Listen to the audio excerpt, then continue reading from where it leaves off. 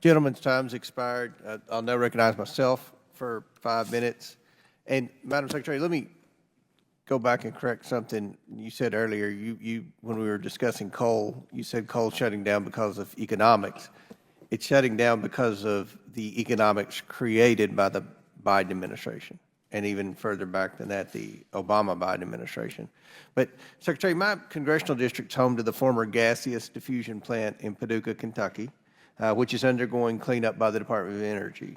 As you are aware, the fiscal year 2024 appropriations package required the department to conduct a cost-benefit analysis to determine whether a new administrative facility is the best benefit to the taxpayer versus upgrading the current 70-year-old facility. Madam Secretary, what's the status of this cost-benefit analysis, and when can you expect that it will be available for review? Yep, let me get back to you on that. Okay. And just let me say, I urge you to move quickly on this analysis so that we can ensure that the upcoming appropriations bill allows the department to move forward with the best option to support cleanup efforts, which is our goal there in Paducah. I was glad to see the Department of Energy award grant funding to the Paducah Chamber of Commerce to review how cleanup efforts can be complemented by future reindustrialization, which is a goal there. Can you provide an update to how the department intends to ensure that cleanup complements reindustrialization?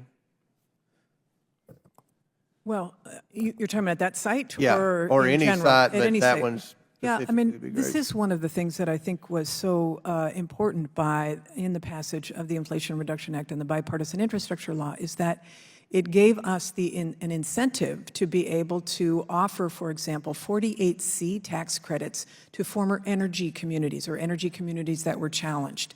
And so to be able to lure manufacturing to those communities is embedded in the tax laws that were passed by Congress. That's true for the way the Loan Programs Office is operating as well. There is a whole component there to be able to help loans for communities that have powered our nation for the past 100 years. Well, I strongly encourage the department to work closely with the community to ensure that reindustrialization continues in parallel with the cleanup efforts. So, as you know, a crucial part of this reindustrialization will be attracting industries that recognize and utilize the specialized skills and knowledge of the existing regional nuclear energy workforce. To that end, I understand that DOE plans to issue a funding opportunity announcement for novel and innovative nuclear enrichment technologies.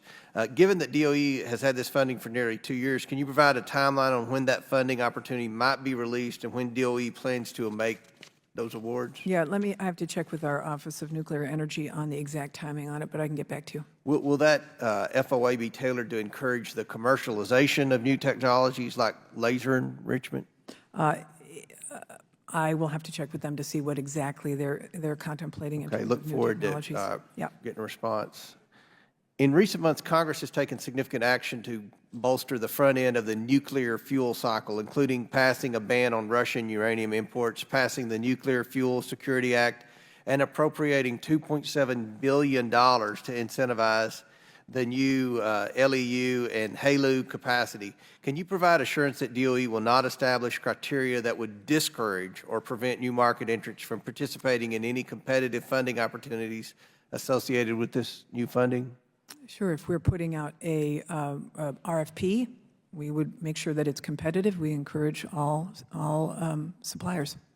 So when does the DOE plan to make awards related to that new funding? Yeah, we're going to, I mean, obviously this is a whole strategy, this uranium strategy, the $2.7 billion, and so we're really being thoughtful about it. I know you had a hearing with Dr. Huff about the way it is being implemented, both for HALEU as well as for low-enriched uranium.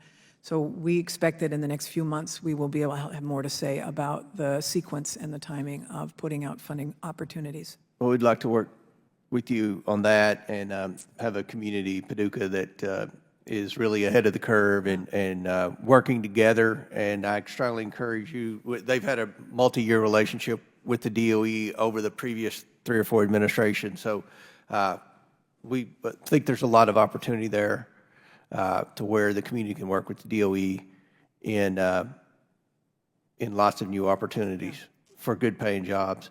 And in my remaining few seconds, I have to say that I want to make a plug. We're very blessed in America to have the greatest energy economy anywhere. That's anchored by the oil companies. And oil is something that it's a commodity we use every day. I strongly encourage this administration not to saddle the industry with excessive and burdensome rules and regulations that are only increasing the cost to consumers, which is fueling inflation in America. We believe that as many of my colleagues have stated, our energy opportunity is much greater than what we're utilizing now. And we believe the thing that's holding us back are bad policies and burdensome rules and regulations by the Biden administration. So we strongly encourage you to work closely with the energy companies.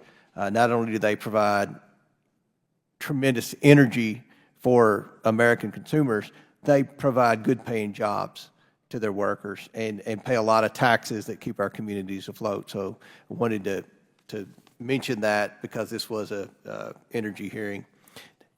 I don't see any further questioners, so we will close. I want to thank you, Secretary, for being here today and for answering questions. The Oversight Committee is not as bad as they say on TV. This was hopefully you'll tell your colleagues in the cabinet that this was a good experience, and hopefully we'll see more of your cabinet colleagues in front of this committee like we're supposed to do. So with that and without objection, all members will have 5 legislative days within which to submit materials and to submit additional written questions for the witnesses, which will be forwarded to the witnesses for their response. If there's no further business, without objection, the committee stands adjourned.